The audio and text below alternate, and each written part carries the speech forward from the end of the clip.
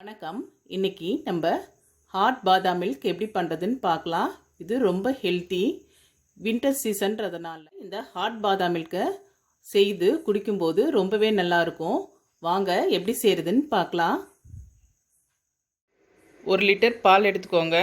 40 பாதாமை ஊற வச்சுட்டு தோல் எடுத்துட்டு 30 பாதாம் நீங்கள் நைஸாக கொஞ்சம் அரைச்சிக்கோங்க.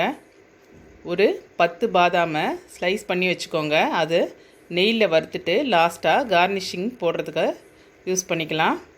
ஒரு 3 ஏலக்காய் பொடி பண்ணி வச்சுக்கோங்க. 1/2 கப்பு சர்க்கரை எடுத்துக்கோங்க. பாதாம் எசன்ஸ் கொஞ்சம் எடுத்துக்கோங்க. ஃபுட் கலர் எல்லோ கலர் எடுத்துக்கோங்க. அப்படி இல்லைன்னா மஞ்சத்தூள் கூட சேர்த்துக்கலாம், ஒன்றும் தெரியாது வாசம் எதுவும். இப்போ நம்ம பாலை காய்ச்சலாம். பால் கொதிக்க ஆரம்பிக்குது. இப்போ நம்ம மஞ்சத்தூள் சேர்த்துடலாம். நீங்கள் ஃபுட் கலர் கூட சேர்த்துக்கலாம். நம்ம ஹாட் பாதாம் மில்க்குன்றதுனால நான் மஞ்சத்தூளே சேர்க்குறேன். இது நல்லா காஞ்சிட்டோன்னே அந்த வாசம்லாம் உங்களுக்கு வராது. கொஞ்ச நேரம் காயட்டும். இப்போது 5 நிமிஷம் பால் காஞ்சிருச்சு. நம்ம அரைச்சி வச்ச பாதாமை சேர்த்துடலாம். நல்லா கலந்து விட்டுருங்க.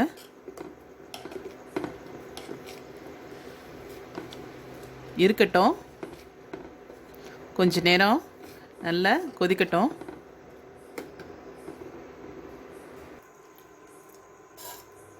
ஒரு ஸ்பூன் நெய் போட்டாச்சு.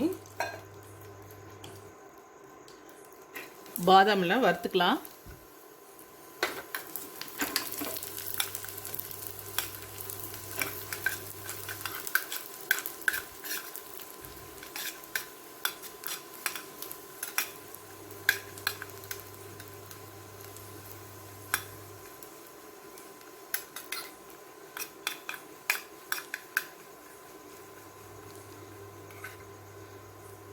அவ்வளோதான், ரோஸ்ட் ஆயிடுச்சு. தனியாக வச்சிடலாம்.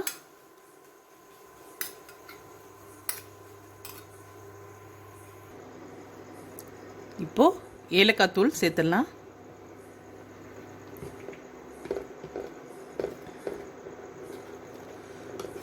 பாதாமுக்கு எந்த ஃப்ளேவரும் இல்லாதனால நம்ம ஏலக்காய் தூள் கொஞ்சம் சேர்க்குறோம். லாஸ்ட்டாக நம்ம பாதாம் எசன்ஸ் கொஞ்சம் சேர்த்தோன்னா கொஞ்சம் ஃப்ளேவராக இருக்கும். அதனால தான் ஏலக்காய் தூள் கொஞ்சம் சேர்த்துக்கலாம். இப்போது 1/2 கப்பு சர்க்கரை சேர்த்துடலாம். நல்லா மிக்ஸ் பண்ணி விடுங்க. சர்க்கரை நல்லா கரையணும்.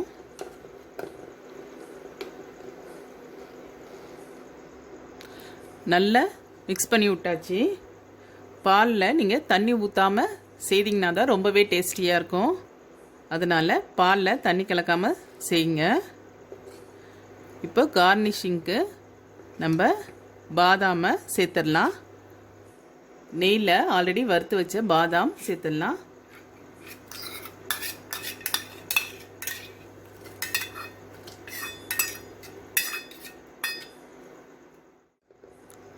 அவ்வளோதான், ரெடி ஆகிடுச்சு. ஆஃப் பண்ணிவிட்டு நம்ம எசன்ஸ் சேர்த்துடலாம். ஆஃப் பண்ணிடலாம்.